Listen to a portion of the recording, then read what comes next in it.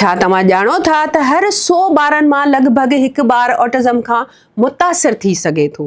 पाकिस्तान में बि अहिड़ा हज़ारें ॿार मौजूदु आहिनि जिन खे वक़्त सर सुञाणप, तालीम ऐं ख़ासि सहायता जी ज़रूरत हूंदी आहे। अहिड़ी सूरत हाल में सवाल इहो पैदा थिए थो त ऑटिज़म छा आहे, सिंध हुकूमत हिन हवाले सां कहिड़ा क़दम खणी रही आहे ऐं इहो मामिलो आम शहरियुनि लाइ छो अहम आहे।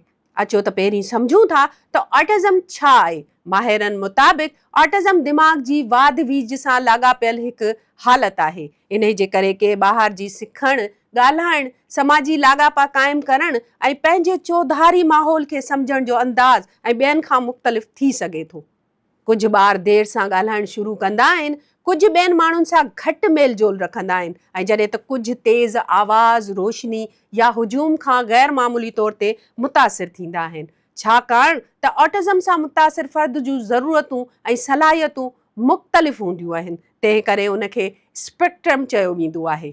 माहिरनि मूजिबि ऑटिज़म का बीमारी नाहे, ना ई उहा हिक खां ॿिए शख़्स ॾांहुं मुंतक़िल थींदी आहे, ना ई उहा कंहिंजी परवरिश जो नतीजो आहे। सवाल इहो आहे त हीउ मौज़ू छो अहम आहे। आलमी इदारनि मूजिबि सॼी दुनिया में लॻभॻि हर 100 ॿारनि मां हिकु ॿार ऑटिज़म खां मुतासिर हूंदो आहे। माहिरनि जो चवणु आहे त जेकॾहिं ऑटिज़म जी वक़्त सर सुञाणप थी वञे ऐं ॿारनि खे मुनासिब तालीम, थेरेपी ऐं ख़ानदानी सहकार मिली वञे त उहे पंहिंजी सलाहियत मूजिबि बहितर ज़िंदगी गुज़ारे सघनि था। इन ई करे सॼी दुनिया में सिर्फ़ु इलाज ते न, पर इब्तदाई सुञाणप, आगाही ऐं समाजी शमूलियत ते पिणु ज़ोर ॾिनो वञे थो। त पोइ सिंध हुकूमत कहिड़ा क़दम खंया आहिनि? अचो त तव्हांखे ॿुधायूं था त सिंध हुकूमत कहिड़ा क़दम खंया आहिनि। इन ई ज़रूरत खे नज़र में रखंदे सिंध हुकूमत department of empowerment of persons with disabilities जे तहत centre of autism and rehabilitation training यानी CART जो नओं unit government special education and rehabilitation centre Orangi में क़ाइमु कयो आहे। हिन मर्कज़ जो इफ़्तिताह सिंध जे वॾे वज़ीर सैयद मुराद अली शाह कयो। हीउ मर्कज़ लॻभॻि 150 ऑटिज़म सां मुतासिर ॿारनि खे ख़िदमतूं फ़राहम करण जी सलाहियत रखे थो।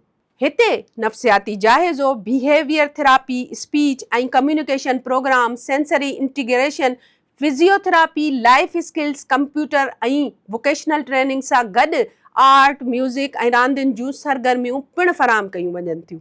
इन खां अलावा पायलट इंक्लूजन प्रोग्राम पिणु मुतारिफ़ करायो वियो आहे, जंहिंजो मक़सदु ॿारनि खे वधि खां वधि आम तालीमी ऐं समाजी माहौल में शामिल करणु आहे। पाकिस्तान में ऑटिज़म बाबति आगाही अञा बि महदूद आहे ऐं केतिरा ई वालिदैन ॿारनि जी अलामतुनि खे देरि सां सुञाणनि था। माहिरनि मूजिबि जेतिरी जल्दी सुञाणप ऐं सहायता शुरू कई वञे, ओतिरा ई ॿारनि जी तरक़ी जा इम्कान बहितर थी सघनि था। इन ई करे अहिड़ा मर्कज़ न रुॻो ॿारनि जी बहाली में मदद ॾियनि था, पर वालिदैन जी रहनुमाई, उस्तादनि जी तरबियत ऐं समाज में आगाही वधाइण में पिणु अहम किरदारु अदा कनि था। औरंगी में क़ाइमु थियल CART रुॻो हिकु नओं इदारो नाहे, पर ख़ासि ॿारनि लाइ तालीम, बहाली ऐं समाजी शमूलियत ॾांहुं हिकु अहम क़दम आहे। माहिरनि जो चवणु आहे त ऑटिज़म खे सम्झणु, उन बाबति मौजूदु ग़लतफ़हमियुनि जो ख़ात्मो करणु ऐं मुतासिर माण्हुनि खे बराबरि जा मौक़ा फ़राहम करणु हिक खां वधीक जामे ऐं बाइख़्तियार समाज जी बुनियादु बणिजी सघे थो।